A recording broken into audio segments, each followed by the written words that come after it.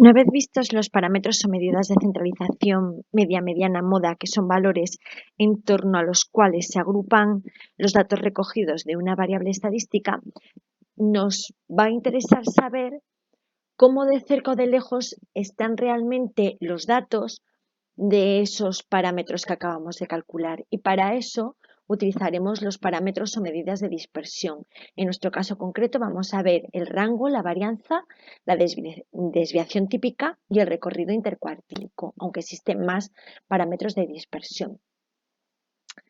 Las medidas de dispersión, como os estoy diciendo, sirven para cuantificar la separación de los valores de una distribución. O sea, cómo de realmente cerca o lejos se encuentran los valores de una variable de la media o de la mediana o de la moda. El más fácil de calcular es el rango, porque para calcularlo solamente tenemos que restarle al valor mayor que toma la variable el más pequeño. Por ejemplo, en esta distribución de datos, pues el rango sería 6, 9 menos 3, 6. Permite obtener una idea rápida de cuál es la dispersión de los datos, es decir, que cuanto mayor es el rango, pues más dispersos están. Fijaros en estos dos casos. Tenemos notas de 8 exámenes, en este caso la media es 5, pero el rango es 10. La nota mayor es un 10, la nota más pequeña un 0. En este otro caso también tenemos 8 exámenes, también la media es 5, pero el rango recorrido es 2. Aquí, aunque no conociéramos la nota de los exámenes, veríamos que las notas son todas muy parecidas unas a las otras y todas muy rondando el 5, y sin embargo, pues aquí ya nos queda claro solamente con conocer el rango que efectivamente tiene que haber algún 10 y algún 0. La varianza lo que hace es medir la mayor o menor dispersión de los valores de la variable respecto a la media. Cuanto mayor es la varianza, pues mayor es la dispersión y por lo tanto menos representativa será la media. Cuanto más pequeña sea, pues menos será la dispersión y la media será más representativa. Fijaros en la fórmula. La varianza se denota por la letra sigma minúscula elevada al cuadrado o también en ocasiones por una s elevada al cuadrado. Aunque la fórmula parece un rollo, pues ya veréis ahora con un ejemplo que tampoco es para tanto. En realidad, lo que tenemos que hacer es, vamos a añadir a nuestra tabla de frecuencias una nueva columna, mejor dicho, dos. En una vamos a calcular los valores de la variable elevados al cuadrado y en la otra los valores de la variable elevados al cuadrado multiplicados por sus correspondientes frecuencias. En realidad, esta primera parte de la fórmula no es ni más ni menos que calcular la media de los cuadrados de los valores que toma la variable. Elevamos los valores al cuadrado, multiplicamos por sus correspondientes frecuencias, sumamos y a lo que nos sale lo dividimos entre el número de datos, que son 20. Y a eso le restamos el cuadrado de la media que ya tendremos que tener calculada. En este caso, la desviación típica, la varianza, nos sale 1,84. Esta sería la media, que la tendríamos que calcular previamente, que ya recurrid al vídeo anterior si no recordáis cómo se calcula, y esta es la varianza.